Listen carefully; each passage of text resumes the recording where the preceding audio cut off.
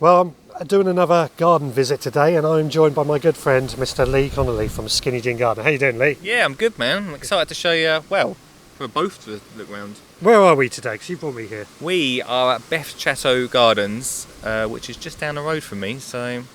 Just down the road from Colchester, isn't Yes, mate. In Essex. So what can we expect to see today? 4 different gardens in 4 different... Areas? Areas. That's the word you're looking for? Is the word. That's it. Let's go find out what we've got then. Let's go and look at them 4 different things, mate. Just in front of the main entrance we have the first area, the gravel beds. These beds are famous for never needing watering due to the use of drought tolerant plants. But one plant I really love to see are the crocuses that are popping up all over the place today. After going through the main entrance, we first visited the water garden area, and this area includes a series of ponds and moisture loving plants. Whilst we were in this part of the garden, we were actually caught by a rain shower, so we waited under some trees and we watched the visitors and scenery pass by.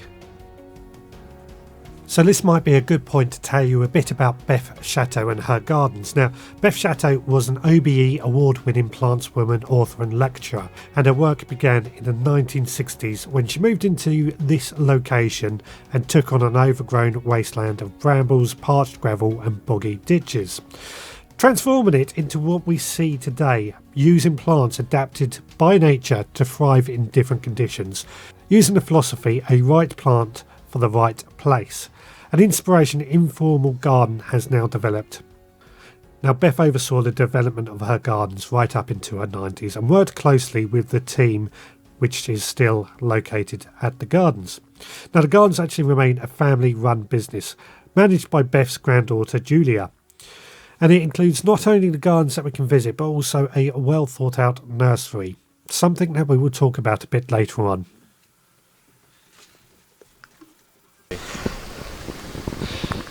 Well, something we found as we've walked around here today is that a lot of the plants that they sell in the nurseries as part of this garden, they actually grow here as well. And it's something we both really like because we've done podcasts about garden centres, and it's something we feel that garden centres could be adopting a lot more of. Wouldn't you agree? Well, definitely, because you come to these gardens, you see the borders and how everything's put together. You should be able to buy the plants at the same place, and Beth Chatto's does that. It also shows you how the plants can work and how they grow and what situations they work nicely in, I think. That's the thing, because there's 4 different conditions, mate, around the garden. Your garden can be dry, you can be wet. It's got everything here, which you can just be able to buy. Talking of which, should we go and find out what else there is here? Let's.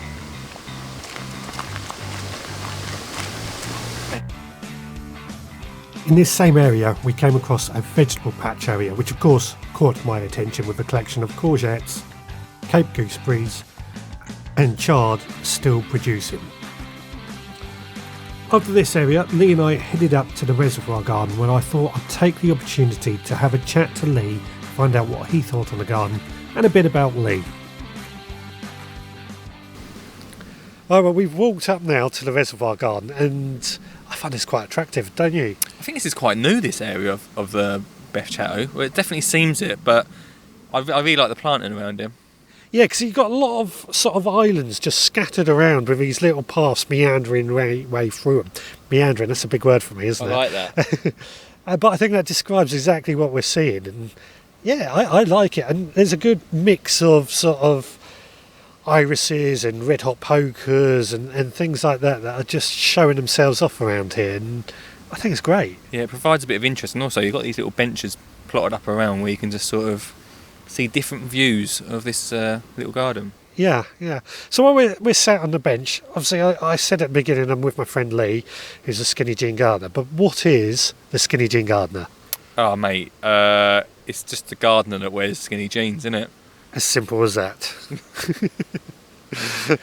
you actually want me to go into what I'm all about? Or? Yeah, well, this is for the YouTube or the Facebook videos, so people who've listened to the podcast might not actually know. They might not have heard it. Okay, well, everything I do is to get kids and families into gardening, which I quite like coming to like places like this because it's good for me to like review it, and if it's good for families to come and check out, or if it's not, it's quite nice to just so people don't waste their time and money. Do you know? Yeah, do you know what I mean? absolutely. What I mean.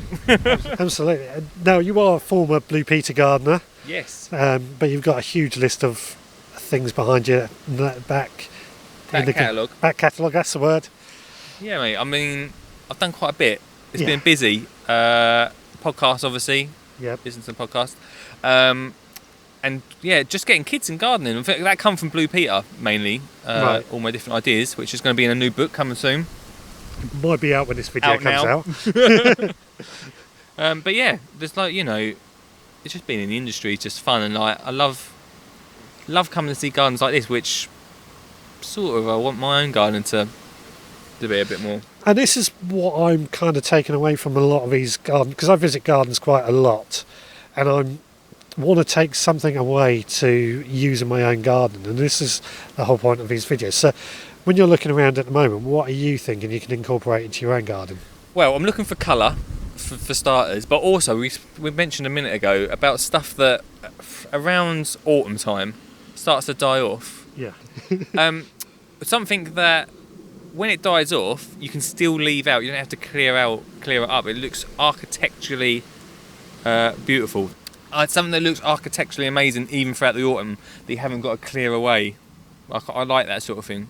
Yeah, absolutely. And I think there's a lot we can take away from these sort of places and incorporate into smaller gardens or even allotments. Yeah, bringing into small, like, you think these big gardens are as unattainable for you to recreate it, but you only have to take a few little ideas which you can put in your allotment or in your own garden, which can really, really make it. Yeah, absolutely. Well, shall we go explore more? I think we should, mate.